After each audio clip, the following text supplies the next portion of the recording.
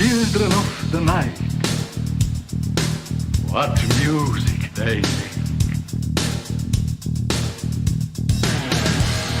They're all gonna laugh at you! They're coming to get you, Barbara. What's up? I'm not gonna hurt you. I'm just gonna bash you a bit.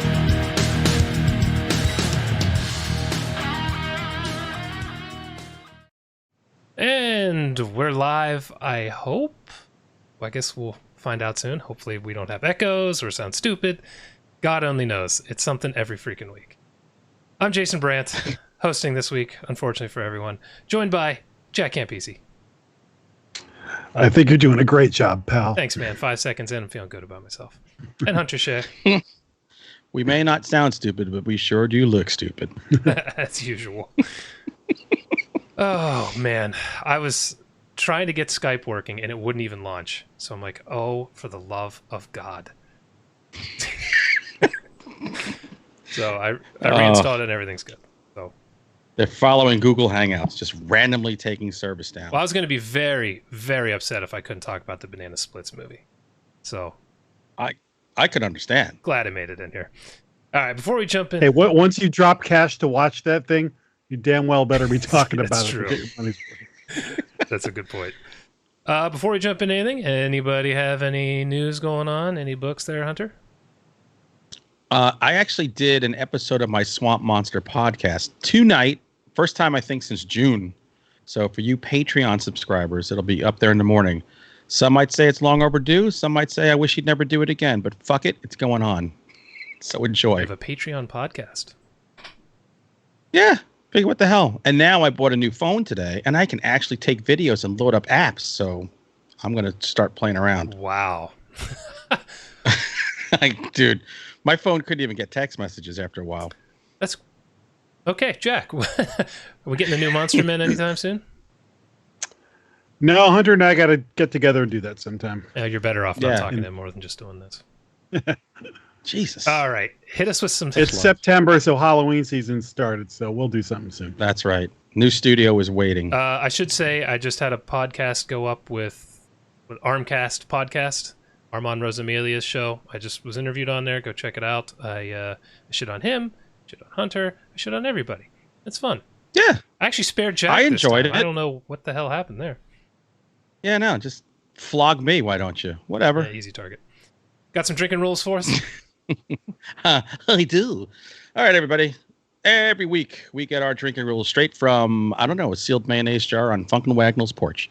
So when these particular words are said by particular people, you must start to drink. So without further ado, and by the way, my drink tonight is water because I effed myself up Sunday. Jack, if you say childhood, robot, or episode, y'all got a drink. If I say furry, slasher, rock, imbibe. Jason, if you say banana, gore show, holy crap, that is a great title. Drink. And if we all say Barbara, splits, and axe, you must seek medical attention. So I don't see commas in mine. Is it just if I say the phrase banana gore show? You know what? I didn't see commas in mine, so I might just have to say furry, slasher, rock. Okay. You know, there used to be a strip club up in Massachusetts called the Golden Banana. Wow. Well, how do you settle on that naming? Yeah. Was it for girls to go in to see guys? From what I understand, it originally was for guys. Then it switched over to be for girls. Like, why would dudes go into a place called the Golden Banana?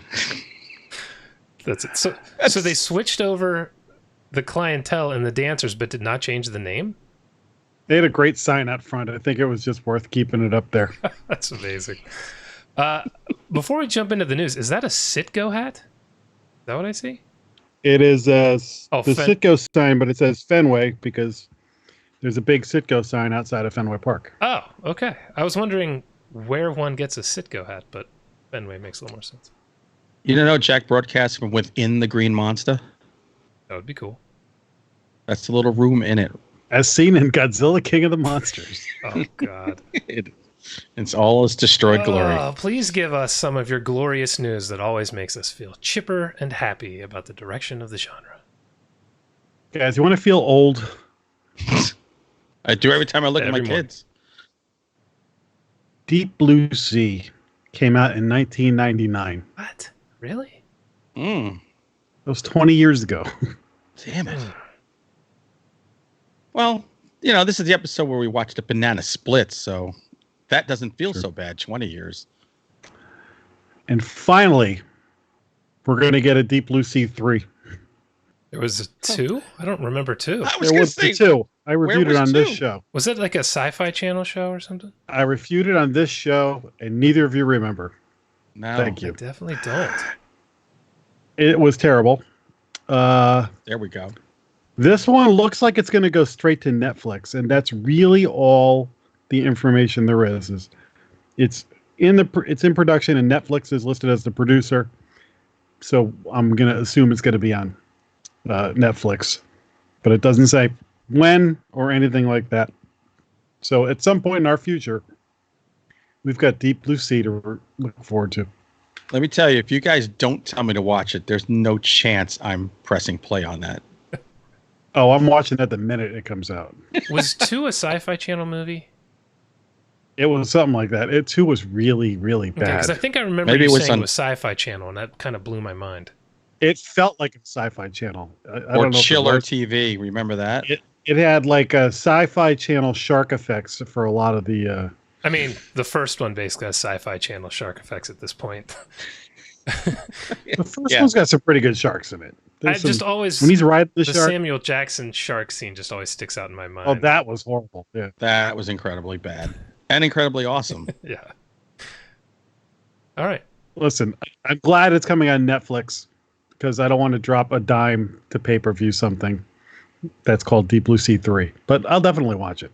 Yeah, I'm a little perturbed about spending a dime on this movie, so I don't need Deep Blue Sea 3. Spent quite a few dimes on this movie. Yep. Spoiler alert, everybody.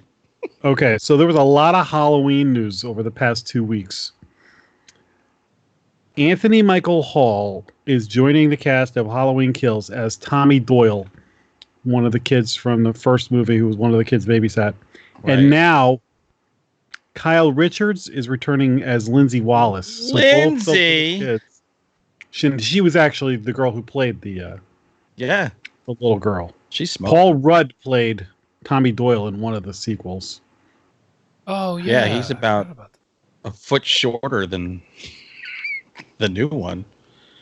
So Tommy Doyle I thought he was in the second movie, but now I'm just getting them all confused in my head. No, he's the one Jamie Lee was babysitting, and then Lindsay was the one that Annie was babysitting, and then Annie brought Lindsay over, and then Jamie Lee had both. Okay. Been a while. I never really learned their names, so yeah. When I saw this, I was like, oh, okay.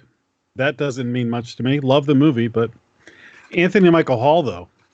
I mean, look. Been a while since we've seen him in something. Yeah.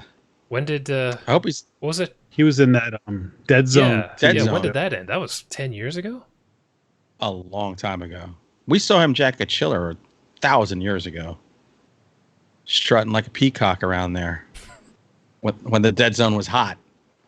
Hey, listen, the guy was in 16 Candles. He never has to buy a drink the rest of his life. That's right. And Saturday Night Live. People forget that. I was going to go with Weird Science. Freaking Weird Science is amazing. I love them. Now, this next piece of news is probably... It's literally earth-shattering. Or at least earth-burrowing. Oh, no, not another one of these ass blasters. Tremor 7, baby. It's only 7? Going to happen. And it's going to be called Tremors Fury Island. Hey, it gives me another 3 months to say the word ass blasters over and over again, so that's not bad. Fury Island, so what, they're going with the Mad Max theme now? Yeah. Furiosa. The deadly graboids are back, illegally brought into a new island resort by a rich playboy looking for a trophy hunt. So this is like that movie that got canceled recently, The Hunt. That's right. Okay. This one will be on an island. You think we'll see any water like the last one? With the snow. Was completely geographically wrong. They'll just shoot it in a pool.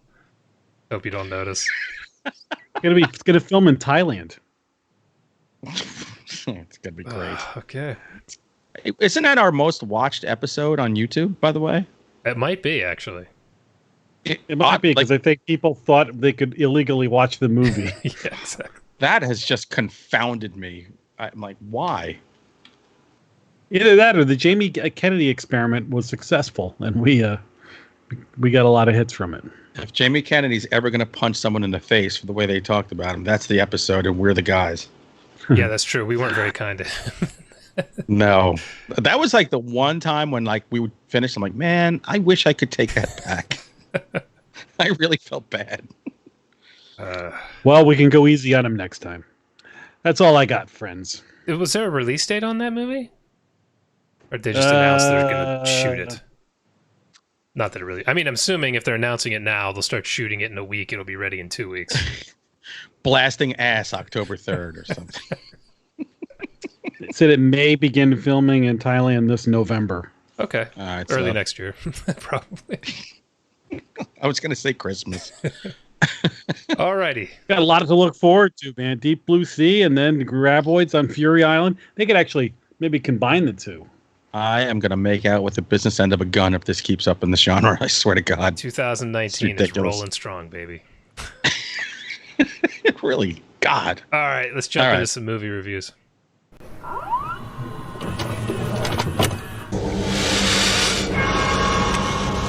We have such sights to show you. Hunter, please tell me you watched something decent. You know, I was trying to watch something moist. That's for your wife. I actually found, I was going through Rue Morgue magazine, the Queer Fear issue, which has Friday Nightmare on Elm Street Part 2 on the cover. So that's, Rue Morgue is always where I go, and like once a month I'll be like, all right, what are the movies that they're reviewing, that they're advertising? So I loaded up a bunch. One of them was called The Cleaning Lady, which I would normally steer clear of this, but the review was actually pretty good, and they will savage shitty movies. So I was like, all right, it kind of passed their sniff test. It's like a single white female, kinda, where this very pretty blonde, daughter Jack, she runs what looks like an illegal day spa out of her nice apartment. Go on. Yeah.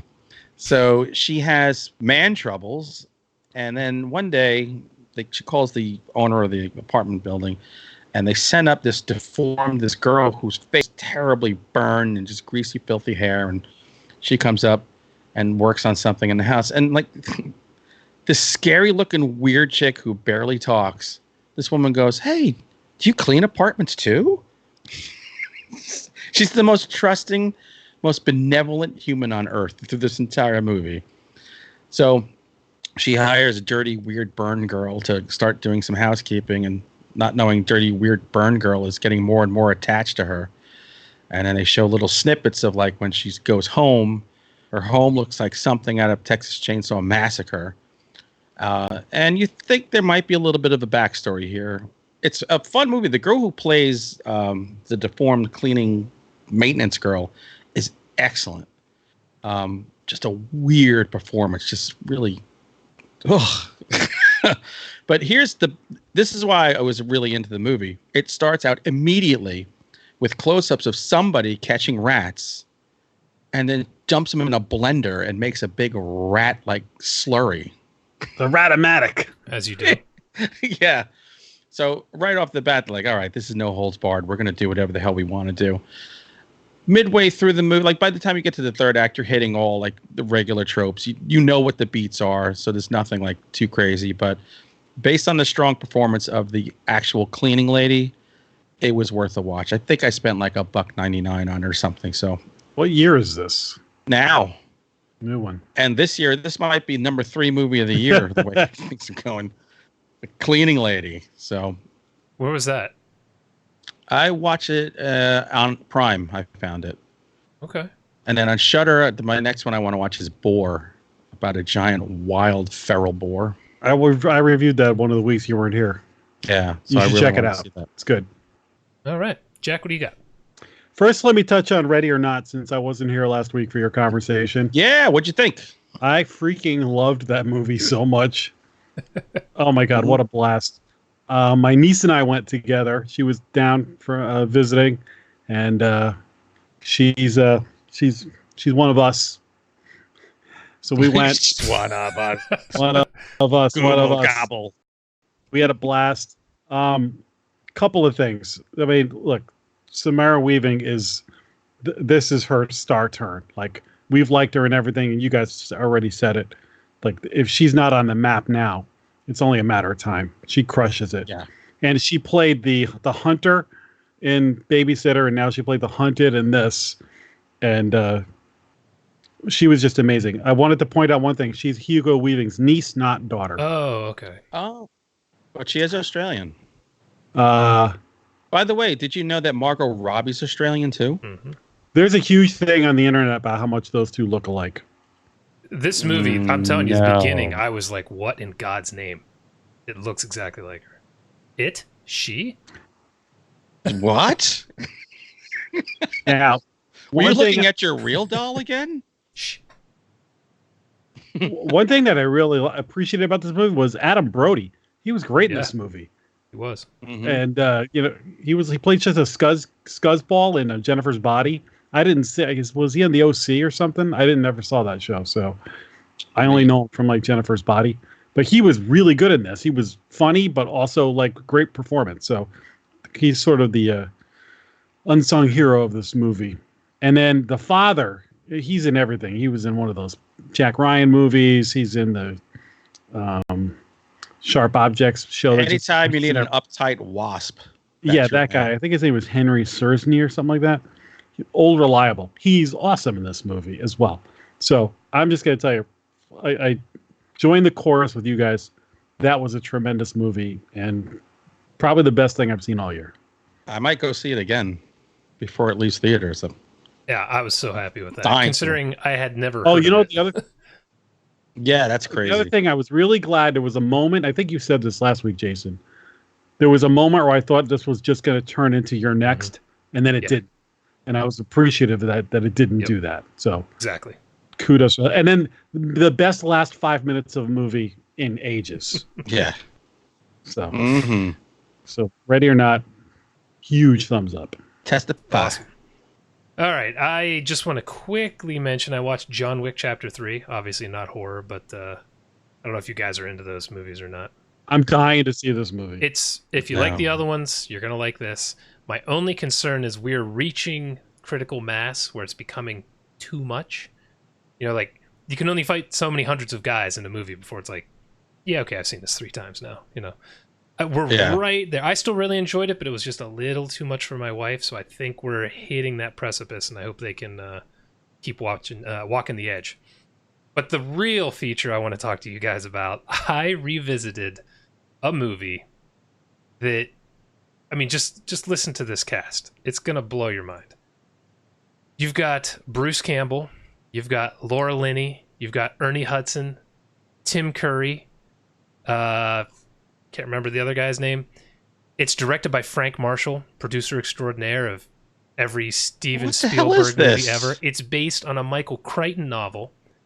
It's the director of photography, has 5 Academy Award nominations for working with Spielberg. And the movie became Congo, 1995. Congo. How in God's name with that lineup, we got this freaking movie. Bruce Campbell's in that Yeah, movie? he's at the very beginning. Yeah. He's in it for 5 minutes.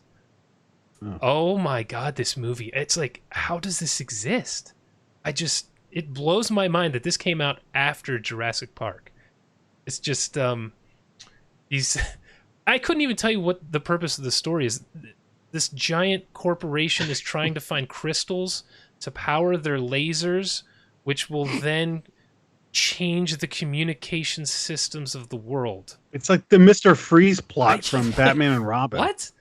You need crystals to change community. So these people are trying to find these crystals in this like crystal skull type place in the Amazon or something. And then you have this other story about a talking gorilla that uses sign language and some kind of computer speaking apparatus. Amy. See, my wife's name is Amy, so we've made fun of her for that movie for this like is a 20 good one years. to make fun of someone with.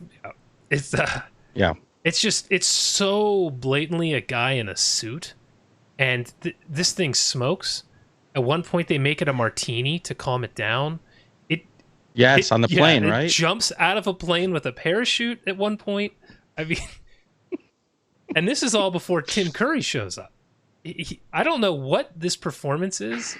It's so preposterous. The accent he's doing is so bad that I can only assume he read the script and knew this was going to be a giant piece of shit and just went deep with the. Is he the bad guy or is Ernie Hudson He's the bad guy? Ernie Hudson's a good guy. Ernie Hudson's a good guy. But Ernie Hudson's like really suave in that movie, isn't he? By the way, this movie was on in my house 3 days ago. Really? Not only that, you will find it on VHS, DVD, and Blu-ray because this is one of my wife's guilty pleasure movies that she will watch over and over again. This thing was on cable 24 hours a day for like 2 years. Yeah, I saw this. But the funny thing HBO. is, if you ask my wife the plot, she can't explain it. It doesn't make sense. But I will say there are two things that completely make this movie worth watching. One is when they're in, they go in like 5 different countries in this movie. I can't remember which ones. But there's a guy who's a general or something, and he's captured them, and he's feeding them, and they're bribing him. And he yells at Tim Curry, "Stop eating my sesame cakes!" twice. And it's maybe the greatest line I've ever heard in a movie. I don't know how this gets through the script stage where they're like, wait, he's going to yell this at a guy? And he does, and it's perfect. Oh, and the other part is at the end, when if you haven't seen this movie, it's just too bad. It's 24 years old, people. They're at a volcano that's erupting. They're not really concerned with the volcano erupting. They're concerned with the killer apes, right? Of course. The floor falls out and lava's everywhere. We could do this movie for an episode. It's so hilarious. For some reason, the gorillas start jumping into the lava and killing themselves.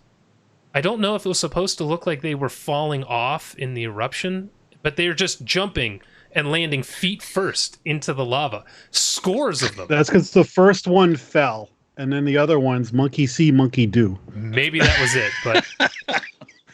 You beat me to it, Jack. It's just... This movie's amazing. If you haven't seen it, it's on Amazon Prime.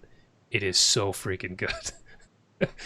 And it made a ton of money against all. I saw it in a theater. I was probably, I guess I was 13 when it came out. And at that age, I was like, this is terrible.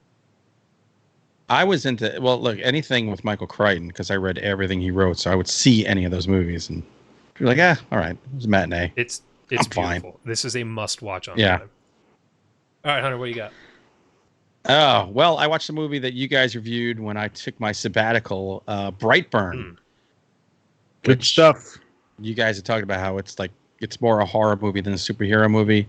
And I think we're starting to see a wave with this and The Boys of the society accepting the fact that people can't stop watching people in colorful underpants with superpowers because we all feel so completely helpless. But it's their way to rebel against it. So I like the fact that they're taking superheroes and making them schmucks. This was really good. There are things that happened in this movie. I'm like, wow. The holding your lower jaw together. Yeah. With your big fat tongue lolling out was an amazing, amazing scene. That was right around the middle, right? It's when you realize this is very serious. Yeah, this is no joke. This kid, I like the idea of, he realizes, he goes, wait, no, I'm not one of you, and I'm way better than you. I thought when he kind of hit that, I was like, all right, here we go. And I'm hoping this is the start of, this is something I'd like to see a series on. Yeah. But I'm afraid it didn't make enough money to merit getting a sequel unless they turn it into something on Prime or even Shudder. Shudder should grab something like this. Let it go really dark.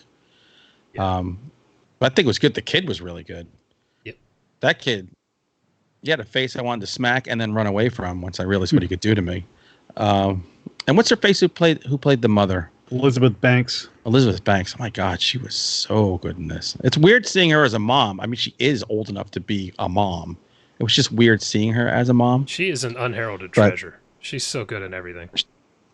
She really is. That one scene when she's with him and she's kind of revealed, like, she knows what's going on with him and he knows she knows, and you have every reason in the world to freaking hate this kid. And there's something she does where I was like, it just gave me chills. I won't give it away because it's spoiler territory, but it's a damn good movie. Put it on the list, top horror movies of the year, easily. Oh yeah, for sure. It's definitely top 5 for me so far. Absolutely. Yeah. So they just sort of marketed it a little bit better. Yeah, I wonder too how much it scared people off, and they're like, "Oh, this is super gory."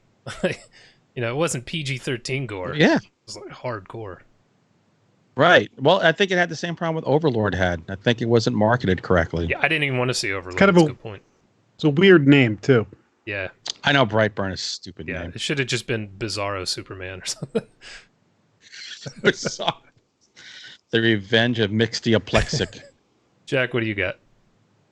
I got a few more things, so let me go quick here. I watched the Shudder original last night. Take your time. We don't have to talk about Banana Split so long. Well, exactly. New Shudder original called Beelzebub. And it is a movie that is part in Spanish and part in English. Okay. So there are parts with subtitles. And it's about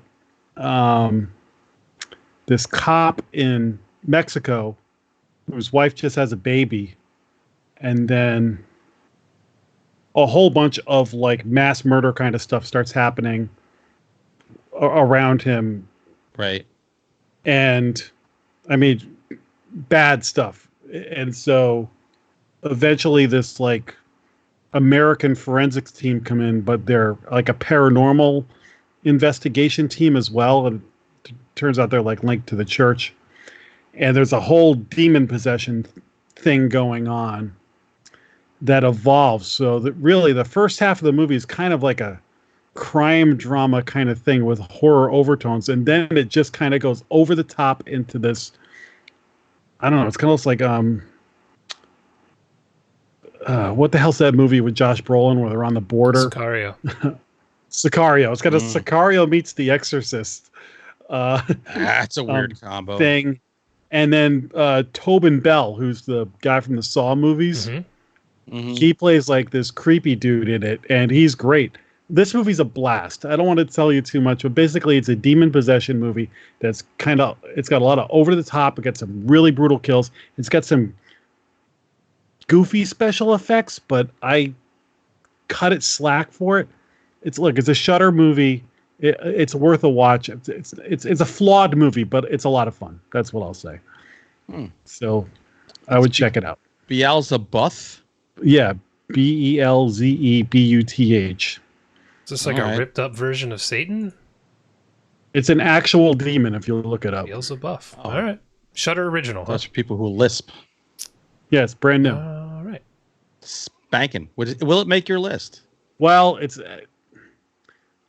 was released like in 2017. Shudder just got it, so I don't think it technically counts as a 2019. But we can debate after you guys see it. All right. All right. So I was going to continue the A Nightmare on Elm Street run that I'm on, but they're not on Shudder anymore. I logged in to watch Part 5, and it's not there. And they just came out in August, so... Because they heard what you were saying. That's the influence the show exactly has. what it was. Shudder was like, oh, God, we got to get these out of here. So I don't know what's going on. I messaged them on Twitter to see, something wrong. Like, are they coming back? But nobody answered me because they don't give shit. So I've had to track down other copies, and I just didn't have time to watch them yet. So they just got here. So next week I should have the Nightmare on Elm Street rolling again. So in the meantime, I watched The Curse of La Llorona. Oh, I tried. How far did you get?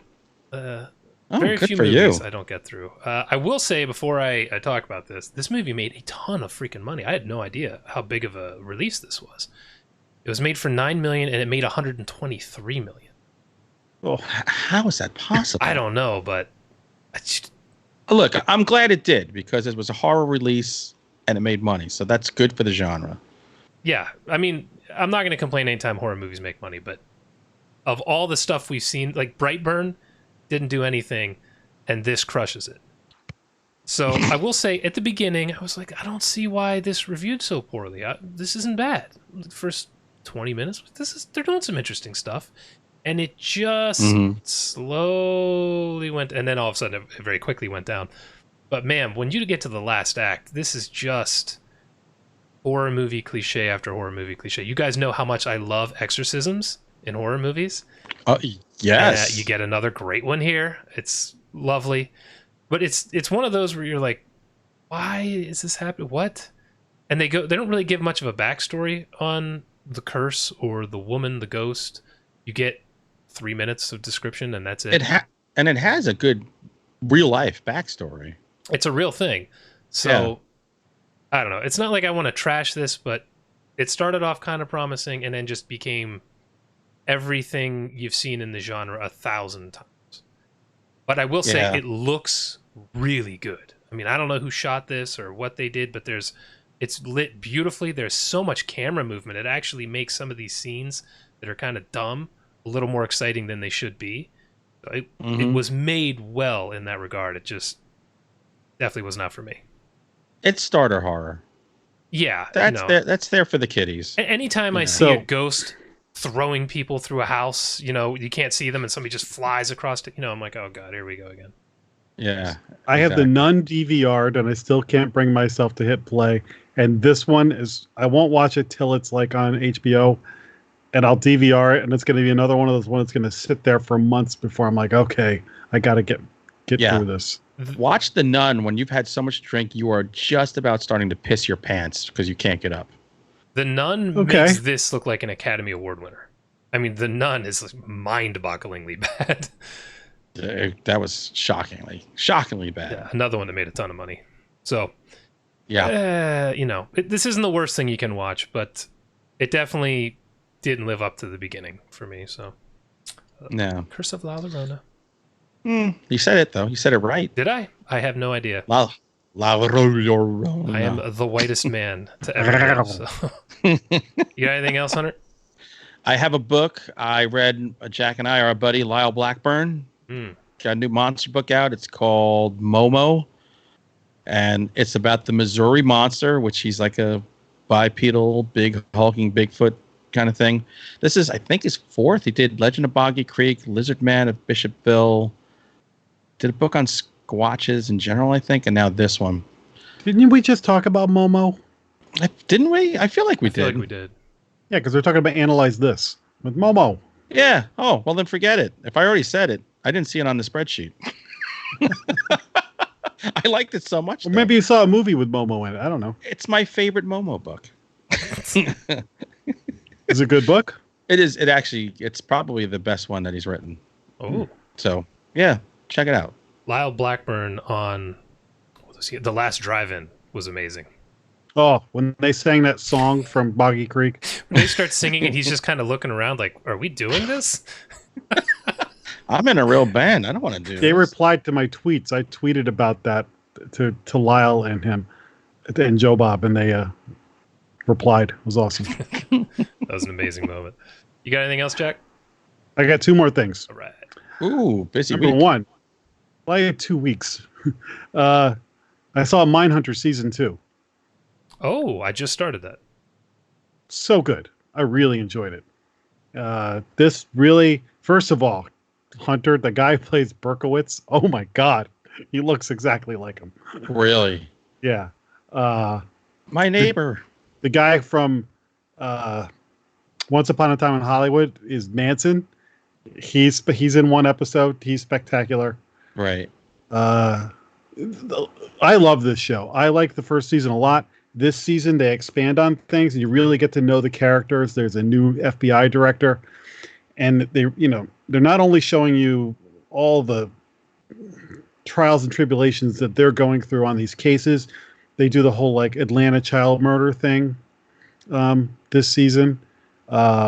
So there's all kinds of stuff with politics and the families of the victims and all kinds of stuff like that. But it also just this, like last season, it just shows you the toll that this takes on their lives and everything like that. And having read John Douglas's book, I think they're doing a really good job. They fictionalized the characters so they could do more with taking stories from other people and getting it all into one show. Right. Listen, I think this is a great show. So get in there and watch it. I still have to watch the first season. It's awesome. It's a talking show, though. It's like you go in thinking it's going to be serial killers and stuff, but they mostly. I feel like Jack. The phone's ringing. Get it? There isn't even a phone in this room. So what's ringing? Remember when mine was unplugged and it was ringing? Yes, it won't stop. Ghost phone. Look, there's no phone. There's nothing here. No phone. La Llorona is calling. So anyway, Mindhunter season 2. Go watch it. Really good stuff. You know what blows my mind? One of the two main guys, the big guy. He's great. Bill Tench or whatever his name is. The actor, his name is Holt McCallany. I don't even know how to say his last name. But somebody told me he is... Okay, remember in Creepshow 2, the old Chief Woodenhead segment? With the one guy with the really long, beautiful hair who's shooting up the store? That is him. That's the same guy. Wow. Like, unrecognizable. I had no clue that was him. So, I just thought that was cool. When they told me that, I'm like, cool. No, that's not him. At 100%. The other guy was in, what's that musical everybody sees? Hamilton. He's in Hamilton. And if you go look it up on YouTube, he's on Stephen Colbert, and they do a musical about Mindhunter to like the music of Hamilton. It's hilarious. And the guy is like a great singer. It's really funny. That's funny. Oh, all right. I got one quick book here, The Final Winter by Ian Robb Wright. He's an author. I've read several of his stuff. He's an indie author such as myself. One thing I always like about his stories is he goes for it. They're not small concept books, and this is no different. These people in a pub in England, Scotland. Wow, the United Kingdom. Yeah, they're over there, over the seas. They're all getting stuck in this little town because it's snowing, and it just keeps snowing and snowing. They already have more snow than they've ever gotten, and it just keeps coming. And they get stuck in a pub, and they get stuck in a grocery store, and then they start seeing things out in the snow, and things start getting real crazy. I don't want to say any more because it's a spoiler, but cool concept, cool story. Ian always does neat stuff. So, and his stuff, he's always putting his stuff up for sale. So if you've never read him and you want to try it, he always has stuff for like 99 cents. 99 cents, and he gives so much away for free too. Yeah, so you can always find one of his books for nothing. Good author. He's really good. Anything else, Hunter? Not from me. Jack. Go to Mr. Gunga Galunga. Gunga Galunga. So I got that going for me. Ladies and gentlemen, I have finished The Walking Dead. Forever and ever? This is issue 32, trade paperback, The Last Walking Dead. And I'm going to say, to their credit, they did not tell people that this was going to be the last issue. They could have done that, built up hype, and charged extra and everything. Instead, they just released it. And so the people who get the actual comics, first come, first serve. Whoever got it, got the last issue before, the reprints and all that kind of stuff. This is an extra thick volume, and it is priced at the same price that it's all these trade paperbacks are like $10, $11. Yeah. The same price that they usually are. And it's much thicker because there's added story to it. So I'll tell you, I've been collecting these for a long time. I've got the whole set. I really started it was hard to really keep track of what was going on. The way they draw it with the new characters and things, I would lose track of who's who and what was going on, but I would enjoy them when I'd get them. And then I'd kind of forget about it. The next one would come out. I'd be like, oh, here's the next one. I'd enjoy it, then forget about it. And I was always contemplating how much longer am I really going to keep following this? I don't know. And then they went and they ended it, and I thought they ended it pretty well. So I thought it was a good move on his part to have an ending. It's kind of like the Dark Knight trilogy. It's sometimes these things are just better when you have a start and a finish to something and let it be This is contained. a long way to the finish line when you think about it. Because originally he started off as like, well, what about the zombie movie after the zombie movie? It keeps going. So he wanted to prove that, but I think he did with, hundreds of issues. So, and then there's a nice note from him at the end explaining the process of how he came to this decision and everything like that. So pretty cool. So Walking Dead's all done. I won't tell you what happens, but it's got a pretty interesting ending. I think I have the first 23. I gave them all away when I moved. Wow. How many? Yeah, how long has being it nice. been on? Or how long have they been writing it? Decade? God. Longer? 120. If I had to guess, longer than 10 years. You figure an issue, 12 issues a year, and finished almost 200 I have no idea. issues. Yeah, I have no idea.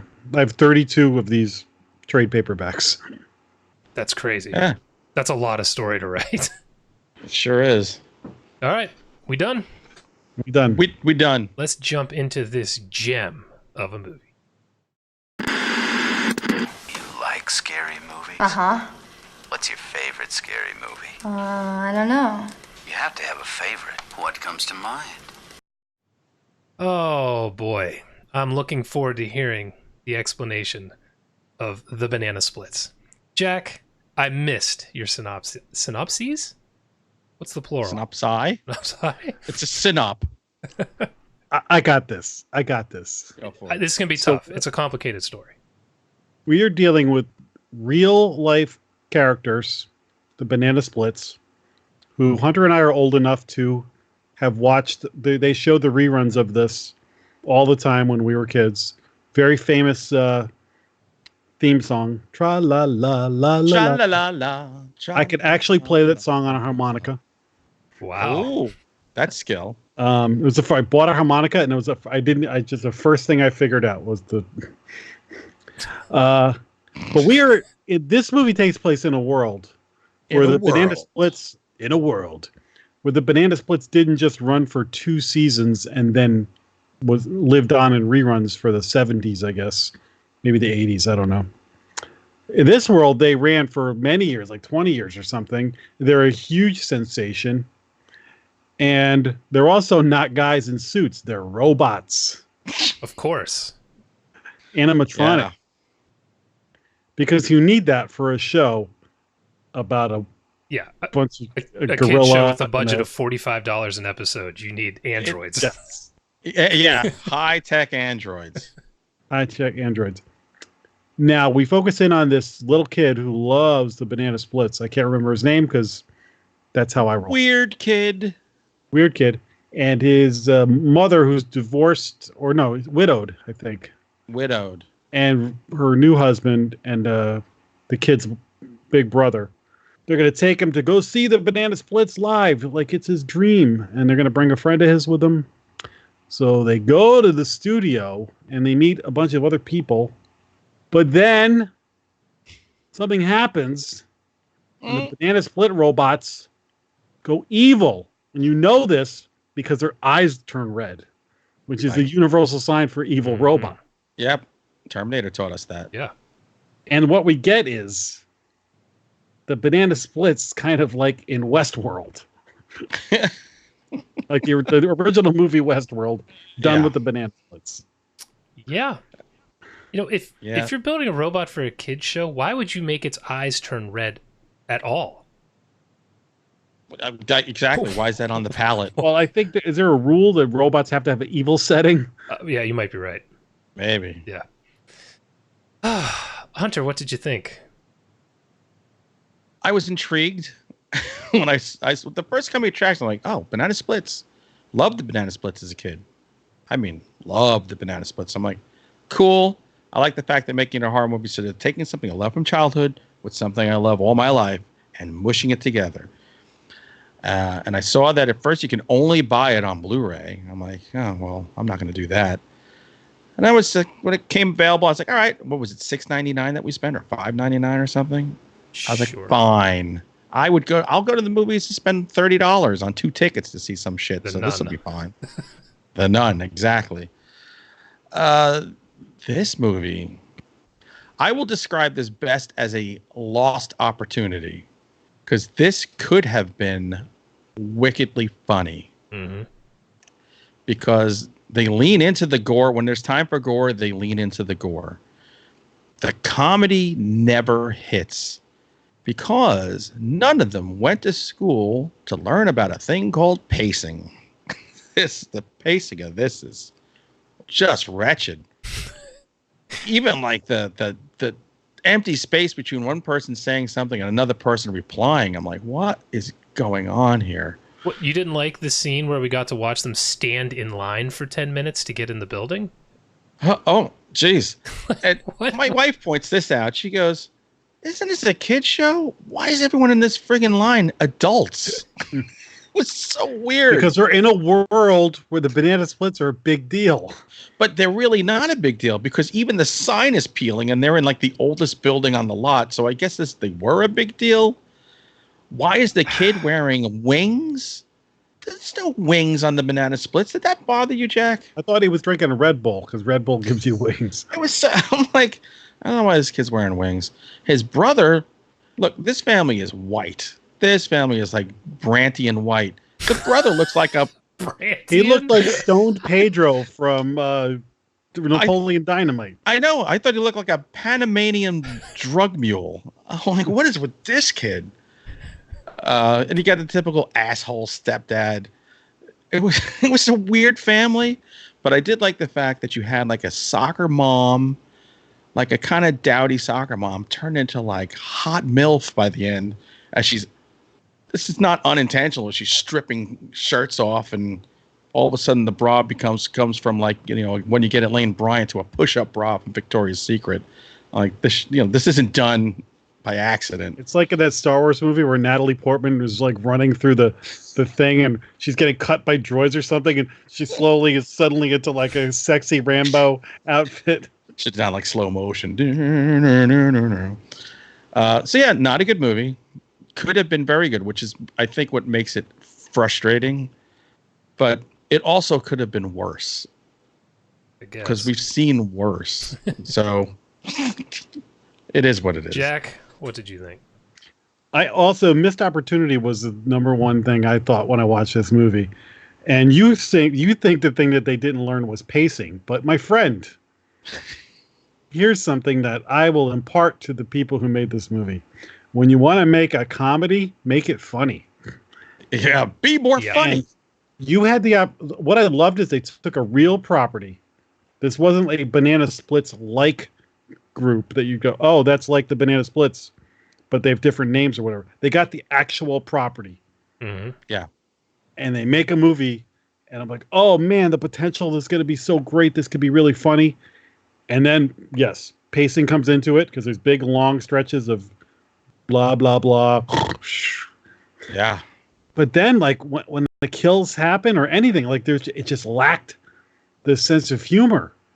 That I was like, oh my God, what are you doing? What are you doing? You have the Banana Splits. Make this funny. Mm-hmm. I think they thought the humor would all come from filling the cast full of assholes and watching them die, but that's not funny. The thing I will give it, though, was at least it had good kills. There was, like, good gory kills throughout the movie. So I'll leave it at that for we can jump into it. Yeah. What do you think, Jason? This was not good. I enjoyed almost none of it. I don't, and I'm with you guys. I'm thinking, okay, you just make this super goofy and it'll be entertaining, and nothing they were doing was landing for me comedy wise. And then the gore was good, but I'm like, okay, so you're trying to make this a serious movie with these kills, or are you trying to make this like a goofy sci-fi movie? Because they're kind of doing both, and they weren't doing either one all that well. Like, some of the gore stuff was pretty good. It was pretty good, but there was no tension in any of the kills. It wasn't like when there's a guy being sawed, and I'm like, meh, who cares? Like, it literally doesn't matter. It's just everything was weird about this. Even down to the casting. There was the one guy who was trying to get his daughter to be on the show, and she is Snow White levels of white, and he is Mexican Brantian or something. White. Yeah, she was Brantian, and he was like, again, possibly from Panama. He looked like Fat Mariano Rivera. You know what this movie could have used?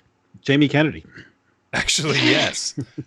Yes. It could have actually, yeah. I just didn't understand any of the choices. The casting was real bizarre. The stuff with the husband, I thought he was a boyfriend. I guess the husband, the asshole cheating husband.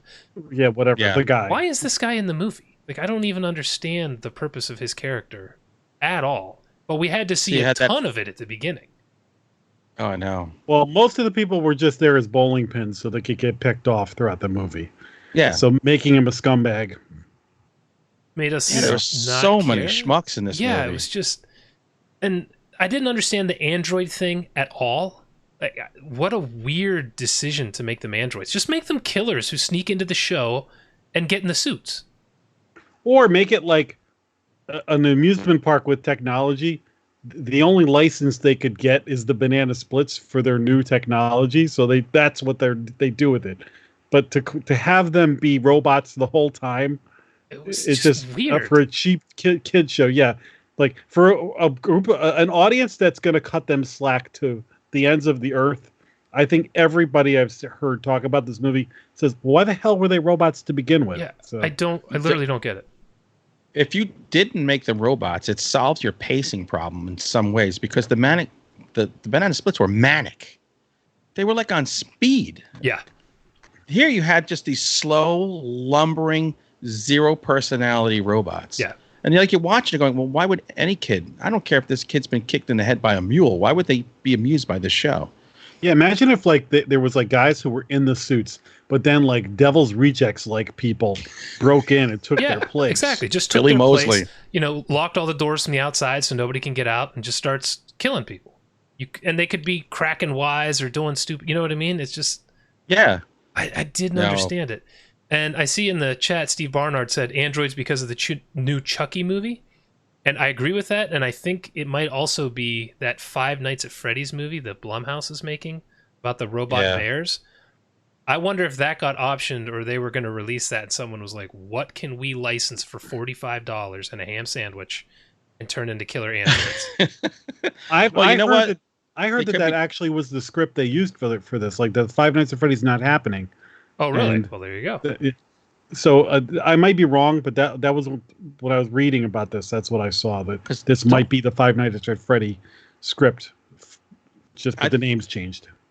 I could see though, and this happens all the time, where studios will put out an intentionally shitty movie that will be just like what they think will make a lot of money, just to mess with it. Yeah, and to try to trick steal people. Dollars. Yeah. Yeah. And I also have to ask, why did the robots go bad? As best I could tell, it's because they were told the show was canceled. This up. Yeah, they said the show was canceled, but I believe they were programmed for the show must go on. So once they heard that the show was going to be canceled, their programming is the show must go on no matter what. So they went into kill mode. Well, that was clear as mud and makes total sense. Why would they? Yeah, why would killing your audience make the show go on? That's something I read on some review, like. Because I was thinking the same thing. It's like, did I miss the moment where like the crazy programmer guy flicked the evil switch or something? That's what I was like. The dirty phone booth. I must have turned to my wife 4 times and been like, did I miss something? I don't understand why any of this is happening. I turned to my wife 3 times, and all 3 times this is my answer. Yeah. She kept falling asleep and go, what's happening? I'm like, don't worry. Yeah. When the robots capture the adults and make them go through the slime slip and slide thing, I'm like, they're robots that move a half a mile an hour, jump off this and run away. What is the issue? They don't have guns or lasers or something. Like, what is this movie? I will give it, there was a very cool scene when they're running through the catacombs or whatever, and they come across that pile of dead bodies. Like they've been busy killing the whole audience off screen. I did like that. I was like, oh, that looks kind of cool. Yeah, it's not like it was the worst movie ever. It's just most decisions. I'm like, huh? And also, when did they kill that audience? When did they have time to kill 37 people? I don't know. Well, every good kill they did, they killed somebody else off screen like that. They're like, what are you doing? We only have like an hour and a half here. Show all the kills, for God's sakes. And only 3 of the banana splits were bad. Well, I got a question about that, because the elephant did run over the father. Whoop, wait a minute. Who cares? Don't watch this movie. Yeah, don't watch this movie. The elephant runs over the father with the car. But that makes And him good. I think the kid talks him into being good. Yeah. Well, how? Yes, because he has emotion. Why? I don't know. Because You knew you saw it coming a mile away, though. Oh yeah. This movie, it had a great Game of Thrones moment for me when I was just like, all right, I'm done. It was towards the end. I don't know how I made it that long, but when the woman was trying to untie the kids or cut their chains or whatever it was when they were doing the gore show in the basement, and she's standing 5 feet in front of the robots and they're facing the kids and it doesn't see her somehow. And it just reminded me of that shot in Game of Thrones where Cersei was on the wall and like the dragon is on the ground in front of them. I'm like, just shoot the dragon. Show's over. Like, yeah, exactly. it was that. I'm like, what am I seeing? How did you frame By the way, this? was that the grungiest looking studio ever? Beautiful. Like they're sitting on like baseball benches. Isn't that where Joe Dark. Bob films his shows? That looks a little big for Joe Bob's stage. Ooh. It was painful. Missed opportunity. This could have been a lot funnier.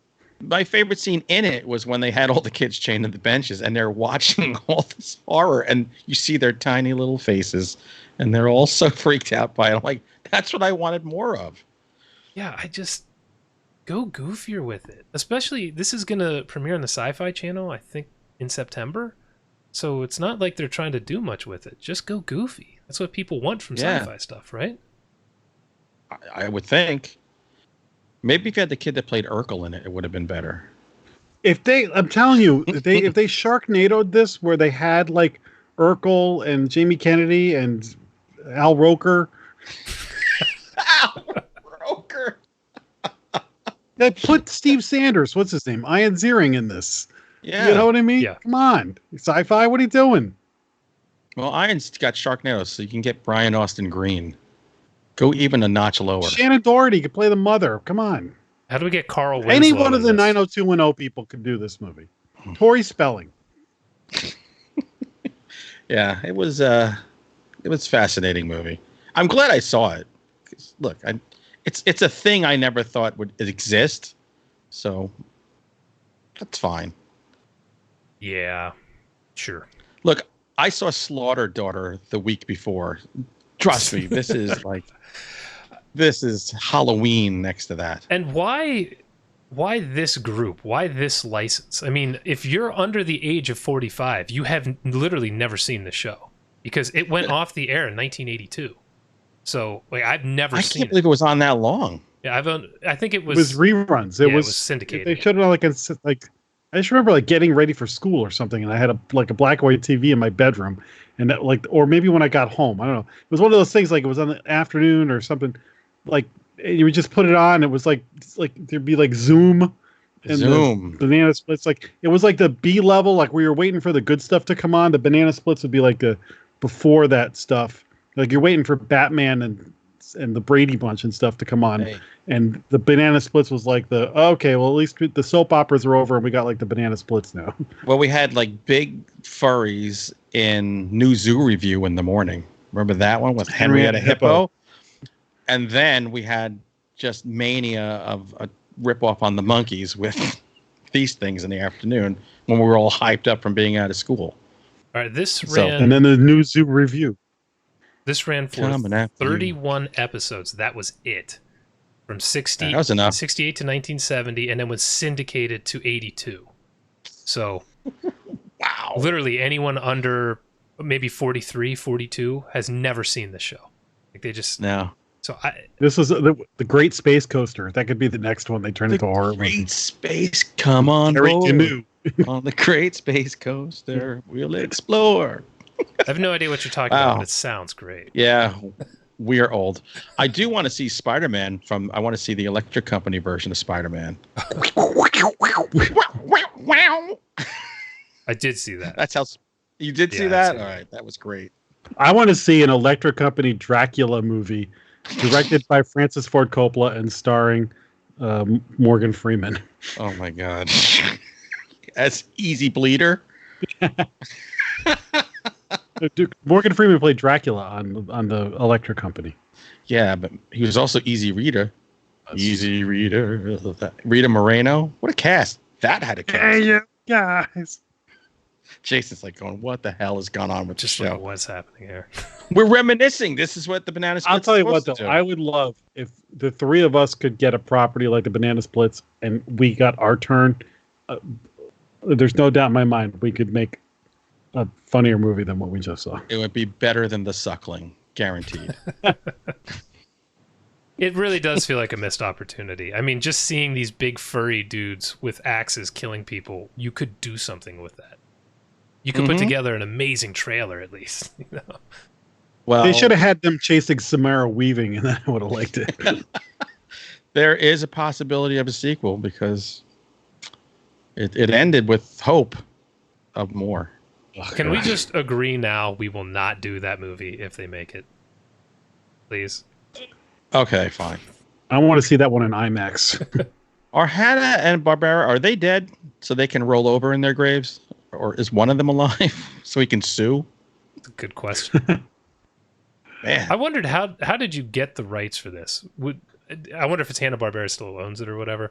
Were they just like, we haven't made a dime from this in 37 years, so whatever you're offering, you can have it. We gave you Land of the Lost. You can take this too. Land of the Lost. Oh, God. We need somebody to get a hold of Bigfoot and Wild Boy. Let's get that shit Bigfoot going. and Wild Boy. Oh, it was a live action show right around the Shazam ISIS hour. Was that as good as when the Hulk fought Bigfoot?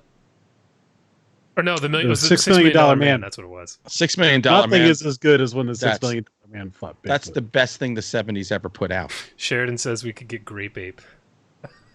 So if memory serves me correctly, the first time the $6 million man fights Bigfoot, it's Andre the Giant, and then the second time, isn't it Lurch? Is it Lurch or Richard Keel? I thought it was Lurch. Ted. I'm not sure I knew there was a second time. Now I want Grape Ape movies. Grape Ape. I just want a Laugh Olympics movie. Live We're action. on our way to the perfect place. The perfect place. One Peter Potamus with his Hurricane Hippo holler. Hippo. Hurricane. Holler. Hey, so. What? Can you imagine, like, the writing room? What are we going to do? I got this idea of this hippo, and he rides around in a boat on a balloon with a monkey, and they just get into all kinds of adventures. And the guy was a big Star Blazers fan. And so they're like, well, when they get into trouble, what are they going to do? They go, well, at Star Blazers, they have the wave motion gun. What if Peter Potamus had that? Well, he can't have a big laser gun. So we'll just make it that he yawns on people really hard. Yeah.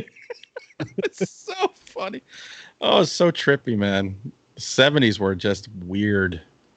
It explains us entirely. All horror movies. You guys just devolved for like 10 minutes. But see, this is what I was hoping the Banana Splits would do, was make me just want to live in those moments. And it kind of did a little bit. It didn't ruin it for you? Nothing could ruin the Banana Splits of my childhood. All right. So next week, well, first of all, I guess we should say none of us recommend this, right? None of us. I would watch it if it was free. I don't think I'd recommend it if it was free. Say you're recovering from syphilis and it's on Netflix. Watch it. It's not the worst movie in the world. It's got good kills. It does have some good kills. Well, it's going to be on Sci-Fi. I want to say September 21st or something like that. So tune in then. Maybe they won't kill the gore. I don't know. Is Sci-Fi Channel showing that stuff? I don't know. It wasn't that gore. I mean, it seemed like you could show most of it. I mean, somebody was cut in half at least. But yeah, he was a dick. All right, so next week we're doing the tiny film It Chapter 2. Right, that is next week, isn't it? Yeah, is that like 3 hours? Yes, because all the early reviews are, even if they like it, they're like, but it's too long. That's not what I want to Speaking of too long, the Alamo right now is playing the Midsummer Director's Cut.